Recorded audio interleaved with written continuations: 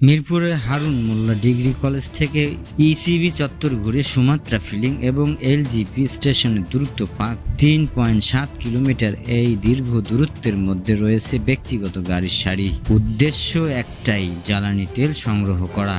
Filling station থেকে যে গাড়িটি 50 নম্বর সিরিয়ালে রয়েছে, সেই গাড়ির চালক গতকাল ভোর 5টায় স্টিল ব্রিজের কাছে সিরিয়ালে দাঁড়িয়েছিলেন। তিনি 30 ঘন্টা যাবৎ লাইনে দাঁড়িয়েছেন তার অভিযোগ। অথচ জ্বালানি প্রতিমন্ত্রী বলেছে দেশের ইতিহাসে বর্তমানে সবচেয়ে বেশি জ্বালানি মজুদ রয়েছে। সরজমিনে বেলা 12টায় দেখা যায় হারুন মোল্লা ডিগ্রি কলেজের রাস্তার মাথায় এসে থামে লাইনের সর্বশেষ গাড়িটি। কিছু সময় সেখানে দাঁড়িয়ে দেখা যায় জ্বালানি তেলের জন্য গাড়ি এসে একটু পরপরই দাঁড়াচ্ছে এখানে। লাইন একটু একটু সরে বাড়ছে। এদিকে ব্যক্তিগত গাড়ির লাইনের পাশাপাশি শুরু হয়েছে মোটরসাইকেলের লাইন।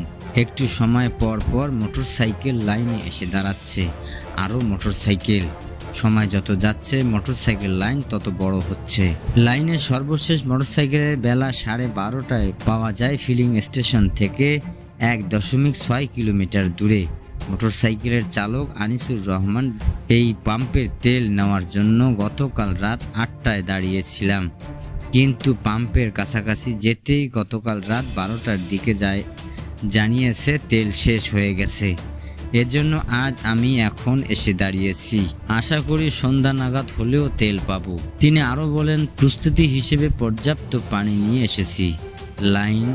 কারণ লাইনে দাঁড়িয়ে থাকলে কোথাও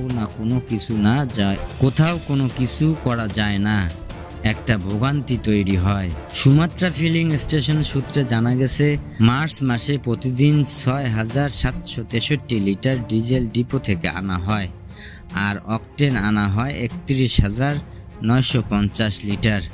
গতকাল 17 এপ্রিল ফিলিং স্টেশনে কর্তৃপক্ষ 9,000 লিটার ডিজেল ও 31,500 লিটার অকটেন এনে বিক্রি করেছে।